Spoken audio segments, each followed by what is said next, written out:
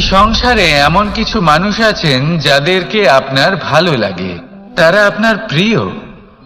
আমরা চাই ওনারা আমাদের কাছে থাকুন, আমরা ওনাদের কাছে থাকি। এবার সেই ক্ষেত্রে আমরা তাদের ভালো ভালো উপহার দেওয়ার চেষ্টা করি, কারণ ওনারা হলেন আমাদের প্রিয়। আর তার বদলে আমরা আশা করে থাকি যে ওনারা আমাদের একটু সম্মান করবেন। এবার এই মানুষজন যারা আমাদের প্রিয়, এদের আমরা একটা উপহার দিই, সোনা দিয়ে থাকি, আভূষণ দিয়ে থাকি, হিরে মুক্তো দিয়ে থাকি। কিন্তু যদি ভেবে দেখি, এই সবকিছুরই একটা মূল্য আছে। ভেবে দেখুন, আপনি কি তাদের এমন কোনো উপহার দিতে পারেন যা কিনা অমূল্য? তা এরকম উপহার কি হতে পারে? ঠিক বলেছেন আপনি, প্রেম। এই প্রেমই হলো অমূল্য, কারণ মন থেকে এর উৎপত্তি হয়। না চেয়ে পাওয়া যায় আর না ছিনিয়ে নেওয়া যায় এই ভালোবাসা। ঠিক এইরকমই হয় এই সম্মান। যদি সম্মান করো তাহলে মন থেকে এবং ভালোবেসে করো, ভয় পেয়ে নয়। মনে রাখবেন, যে মাথা ভয়ের দ্বারা নত হয়, বিরোধিতাও প্রথমে সেই করে থাকে।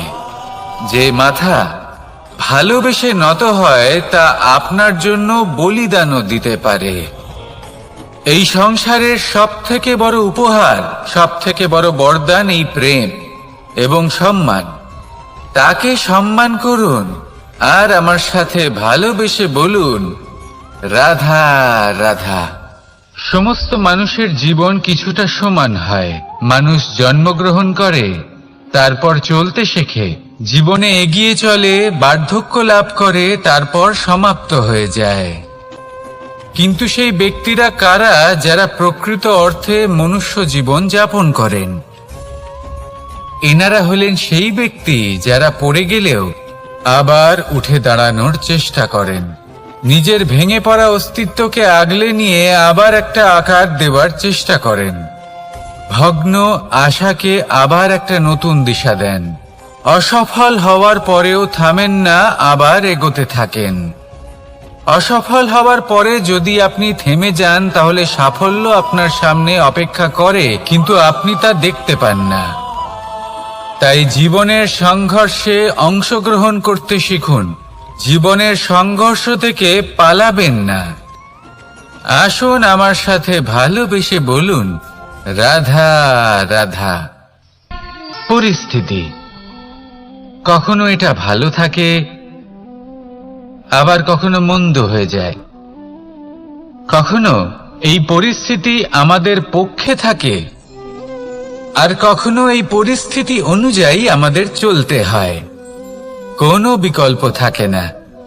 কিন্তু যখনই এই পরিস্থিতি খারাপ হয়ে যায়, তখন কি করা উচিত সেই প্রশ্ন মনে জেগে ওঠে। পরিস্থিতি যখন প্রতিকূল হয়, তখন আমরা কিছু হারালে তা হারিয়ে ফেলি, ঠিক আছে, কিন্তু যা বাকি আছে সেটা আমরা আগলে রাখতে পারি। পরিস্থিতিকে সামলে রাখার চেষ্টা আমরা অবশ্যই করতে পারি, শুধু সেটুকুই আমাদের হাতে রয়েছে। কিন্তু এর থেকেও বড় সমস্যা আছে, অহংকার। কখন প্রবেশ করে আমরা জানতেও পারি না।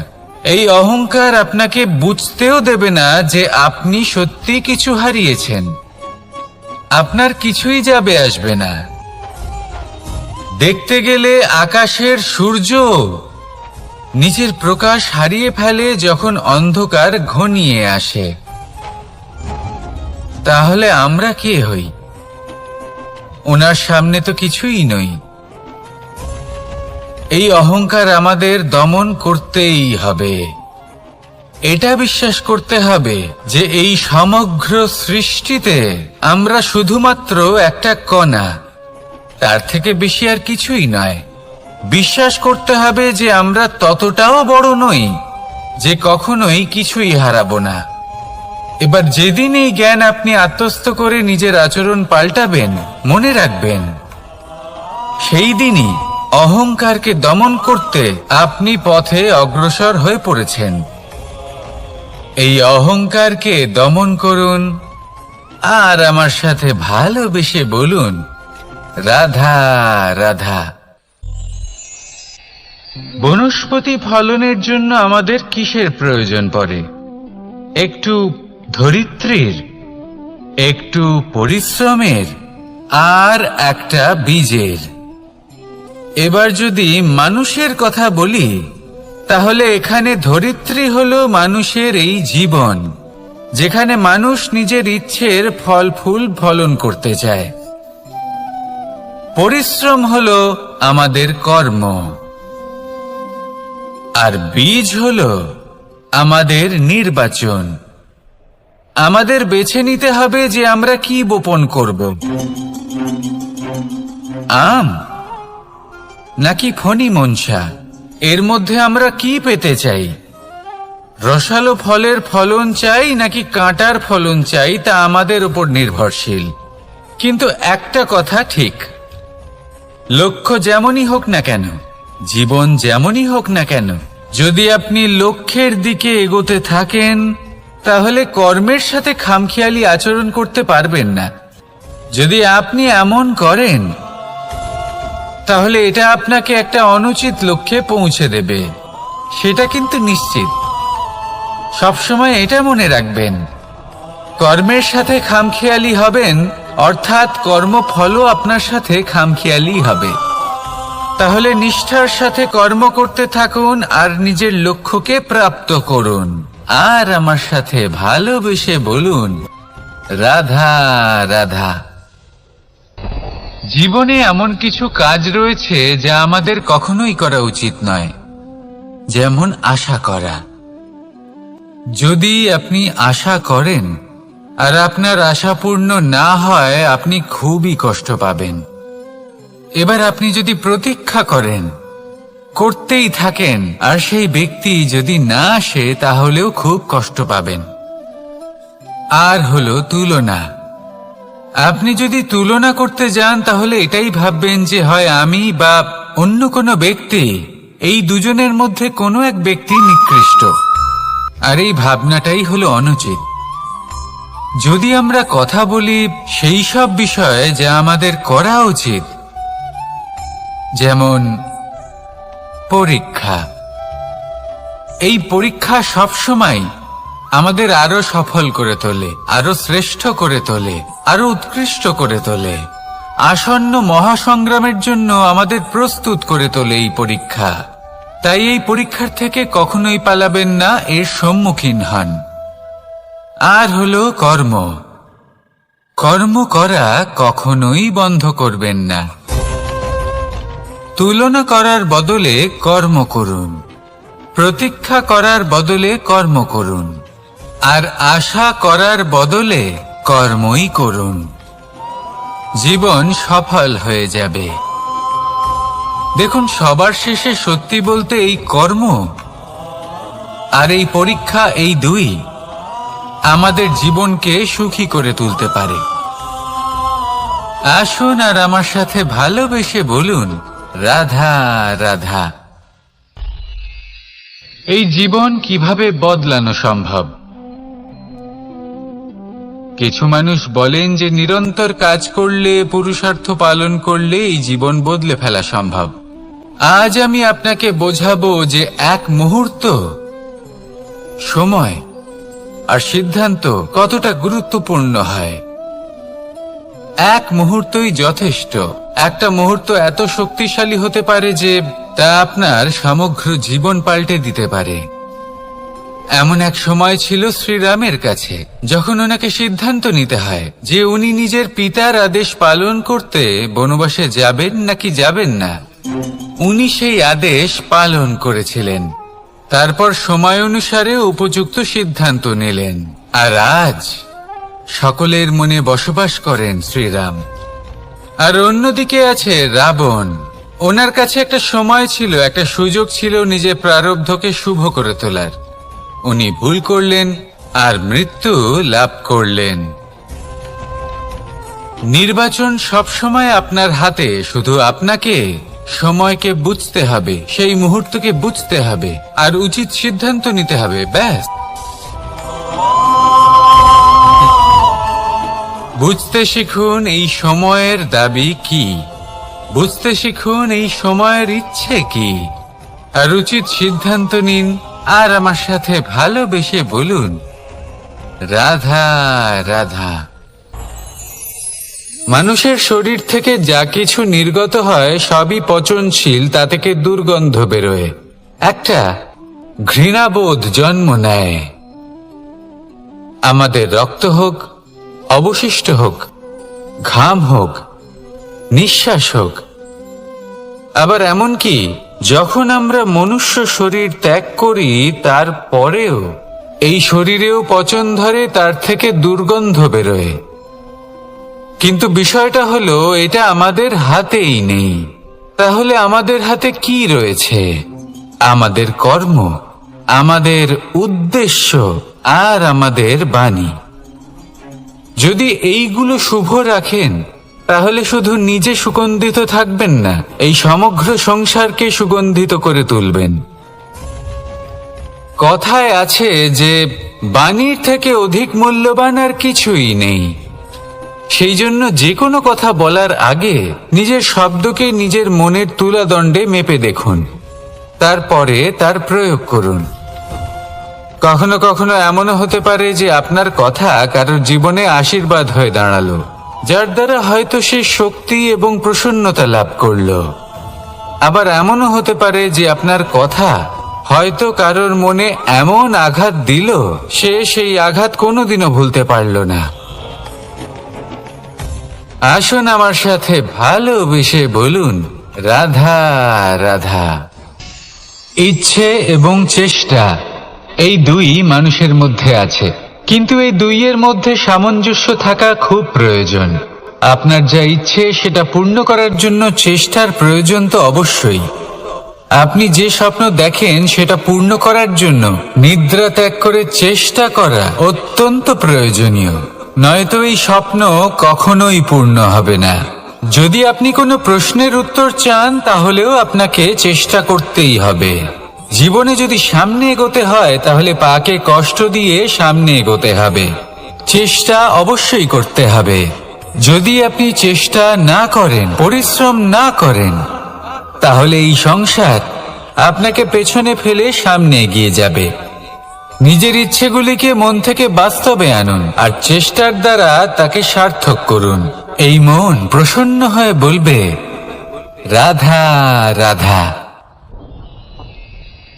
জীবনে কখনো সাফল্য আসে, আবার কখনো অসফলতা, কখনো আশা পাওয়া যায়, কখনো নিরাশা, কখনো জয় লাভ করি, আবার কখনো পরাজয়। এর পেছনের কারণটা জানা অত্যন্ত প্রয়োজনীয়। যদি আমি পরাজয়ের কথা বলি, যখনই আমরা পরাজয় লাভ করি আমরা ভাবতে থাকি যে এমন কেন হলো? আমাদের শত্রু কি বেশি শক্তিশালী ছিল, নাকি আমাদের নীতিতে কোনো খামতি ছিল? এই সমস্ত কারণের পেছনে খুব বড় একটা কারণ থাকে, আর সেই কারণ আমাদের অন্তরে সুপ্ত থাকে। ধরে নিন একটা পথ, তাতে আপনি চলছেন, সেই পথ কাঁটায় পরিপূর্ণ, কিন্তু আপনি পাদুকা পরে রয়েছেন আর আপনি হেঁটে সামনে এগিয়ে যান। এবার এমন একটা পথ এলো যা পুষ্পে ঢাকা, আর আপনি পাদুকা পরে রয়েছেন, কিন্তু আপনার পাদুকাতে একটা পাথর আটকে গেল। তখন দু পা হাঁটাও খুব কঠিন হয়ে পড়ে। এই সংসারের যে কোনো শক্তি আপনাকে পরাস্ত করার পূর্বে আপনি জানেন কে আপনাকে পরাস্ত করতে পারে? আপনার অন্তরের দুর্বলতা, আপনার অন্তরের সেই সুপ্ত শত্রু। আর সেই জন্য ইতিবাচক মনোভাব গুরুত্বপূর্ণ হয়ে পড়ে। ভালো মানুষদের সাথে থাকুন, সৎসঙ্গে থাকুন, বন্ধুত্ব করুন, ভালোবাসুন। এই ভালোবাসা এত শক্তিশালী এক অস্ত্র যাকে ব্রহ্মাস্ত্র পরাস্ত করতে পারে না। এই সমস্যারূপী পাথর কিছুই নয়। আসুন আমার সাথে ভালোবেসে বলুন, রাধা রাধা। এই জীবন আসলে কি? আমরা কারা? আমাদের অস্তিত্ব আসলে কি? পঞ্চতত্ত্ব দ্বারা নির্মিত আমাদের এই শরীর। আর এর মধ্যে পরমাত্মার একটি অংশ আত্মারূপে বসবাস করে। আর যখন এই জীবন সমাপ্ত হবে তখন আমাদের আবার এই পঞ্চতত্ত্বের মধ্যে বিলীন হয়ে যেতে হবে। এটাই সত্য। এবার অনেক মানুষ আছেন এমন অনেক চেষ্টা করতে থাকেন এমন কর্ম করার যাতে এই সংসার তাদের চিরস্মরণীয় করে রাখবে। কিন্তু এই জীবন আসলে কি? সেই সময় যখন আমরা নিঃশ্বাস নিই, আমাদের হৃৎস্পন্দন হয়, আমরা যে মুহূর্তগুলো যাপন করি, এবার এই মুহূর্তগুলিতে আমরা কি করব সেটা অত্যন্ত গুরুত্বপূর্ণ। আমরা কি অহংকার করব নাকি পরোপকার করব? এই সৃষ্টিকে বেঁধে রাখার চেষ্টা করব নাকি নিজেকে উন্নত করে তোলার চেষ্টা করব? এটাই শিক্ষা যে বল হোক বা কায়া, এর প্রতি আমাদের না অহংকার করা উচিত আর না মোহ। শুধু প্রত্যেকটা মুহূর্ত প্রেমময় হয়ে বাঁচুন আর ভালোবেসে বলুন রাধা রাধা। এই সংসারের সব থেকে বড় শক্তি আসলে কি? দৈহিক শক্তি, ভৌতিক শক্তি, রাজনৈতিক শক্তি, স্বর্ণের শক্তি, বিদ্যার শক্তি নাকি মায়ার শক্তি, ভক্তির শক্তি নাকি নিরাশক্তির শক্তি? এই সংসারের সব থেকে বড় শক্তি হলো হাসি মুখের। যদি আপনি এবং আমি এমন কোন সময় হাসতে পারি যেখানে মুখে হাসি আসা প্রায় অসম্ভব, তাহলে বিশ্বাস করুন এই সংসারে কেউ আপনাকে ভাঙতে পারবে না। এটা কিছুটা সেই রেশমের কীটের মতো যে চারিদিক থেকে নিজেকে ঢেকে রাখে একটা খোলসের মধ্যে থাকে কিন্তু জীবিত থাকে। এই হাসি মুখ এটা শুধুমাত্র একটা আবেগ নয়, এটা সংসারের যে কোনো অভাব দূর করে। অভাব আশার, অভাব বিশ্বাসের। এই হাসি আপনার অন্তরে আশার আলো জাগ্রত করে আর এই সংসারের হতাশা দূর করে দেয়।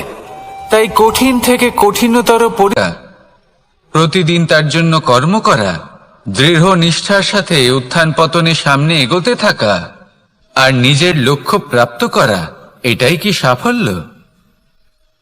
যদি আপনার কোনো বস্তু লাভ করতে হয়, কোনো শক্তি লাভ করতে হয় বা কোনো স্থান লাভ করতে হয়, তাহলে তার জন্য এসব ঠিক আছে, কিন্তু বাস্তবে সাফল্য এটা নয়। আপনার কাছে থাকা কোনো বস্তু, শক্তি বা স্থান আপনি কিভাবে ব্যবহার করবেন তা আপনার উপর নির্ভরশীল। যদি তার সঠিক ব্যবহার আপনাকে করতে হয় তাহলে উচিত সময় এবং উচিত স্থানে আপনাকে থাকতেই হবে। একে নিয়তিও বলা হয়। এবার ধরুন এমন কোন গ্রন্থ আছে যা জ্ঞানের দ্বারা ভরপুর, এমন জ্ঞান যার দ্বারা জীবন বদলে দেওয়া সম্ভব। এবার এই গ্রন্থ যদি এমন কোন ব্যক্তির হাতে পৌঁছয় যিনি নিরক্ষর, তিনি কি এই গ্রন্থের সদ্ব্যবহার করতে পারবেন? কখনোই নয়। সেই জ্ঞান দিয়ে নিজের আচরণ পাল্টাতে পারবেন? কখনোই নয়। সেরকমই ধরুন কোন ব্যক্তি যার কাছে একটা অস্ত্র আছে যার দ্বারা উনি শত্রুকে শেষ করে দিতে পারেন, কিন্তু সেই ব্যক্তি হলেন একজন কাপুরুষ। তিনি কি শত্রুকে শেষ করতে পারবেন? তিনি কি জয়লাভ করতে পারবেন? কখনোই নয়। আপনার কাছে কি আছে তার থেকেও বেশি গুরুত্বপূর্ণ আপনি তা দিয়ে কি করবেন। উচিত ব্যক্তির সাথে উচিত সময় উচিত স্থানে থাকা বেশি গুরুত্বপূর্ণ। নিজের গুণের সাথে, নিজের শক্তির সাথে, নিজের জ্ঞানের সাথে উচিত সময় উচিত স্থানে অন্যের যন্ত্রণাকে দূর করা, অন্যের জীবনকে আরো সুন্দর করে তোলা, এটাই হলো সাফল্য। তাহলে সাফল্যের বাস্তব অর্থ বুঝুন, অর্থাৎ নিজেকে আরো প্রসন্ন রাখুন আর আমার সাথে ভালোবেসে বলুন রাধা রাধা।